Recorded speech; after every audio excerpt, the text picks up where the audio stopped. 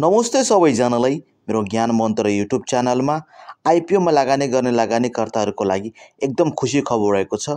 Solu hydro power लिमिटेडले कार्तिक 24 गते आफ्नो IPO निष्कासनको लागि अनुमति पाएको छ। नेपाल धितोपत्र बोर्डले कम्पनीलाई 2 अर्ब रुपैयाँ बराबरको 2 करोड किता सेयर निष्कासनको लागि अनुमति दिएको हो।